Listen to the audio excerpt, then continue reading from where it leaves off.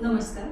महाराष्ट्र शासनाच्या सार्वजनिक आरोग्य व कुटुंब कल्याण विभागामार्फत एक पाऊल थॅलेसेमिया मुक्तीकडे या अभियानाची सुरुवात करण्यात आलेली आहे.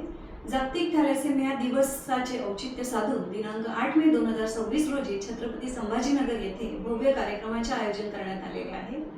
थॅलेसेमिया हा एक गंभीर अनुवांशिक रक्तविकार आहे. या आजाराविषयी समाजात जनजागृती निर्माण करणे व भविष्यात थॅलेसेमिया मुक्त पिढी घडविणे हे या अभियानाचे मुख्य उद्देश आहे.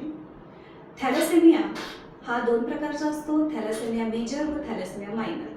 2 थॅलेसेमिया मायनर व्यक्तींनी जर लग्न केले तर त्यांची होणाऱ्या अपत्यांपैकी 25% अपत्ये ही थॅलेसेमिया मेजर होण्याची शक्यता असते, तर इतर अपत्ये ही थॅलेसेमिया मायनर असू शकतात. थॅलेसेमिया मेजर असणाऱ्या रुग्णांना वारंवार रक्तसंक्रमण करावे लागते, कारण त्यांच्यामध्ये नॉर्मल हिमोग्लोबिन तयार होत नाही. तर थॅलेसेमिया मायनर असणारे रुग्ण हे सर्वसाधारणपणे निरोगी आयुष्य जगत असतात, त्यामुळे त्यांना स्वतःलाही आपण या आजाराचे वाहक आहोत याची कल्पना नसते.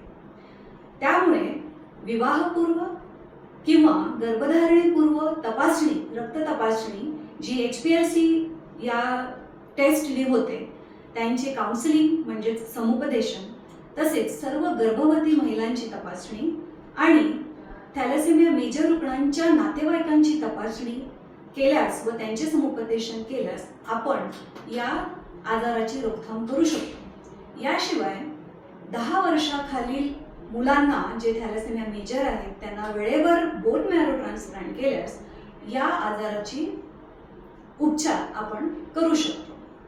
जिल्हा रुग्णालय छत्रपती संभाजीनगर येथील हिमॅटोलॉजी डे केअर सेंटरमध्ये थॅलेसेमिया आजाराच्या निदानासाठी आवश्यक असणाऱ्या तपासण्या, उपचार, समुपदेशन, भौतिकोपचार, रक्तसंक्रमण या सर्व सुविधा मोफत उपलब्ध आहेत.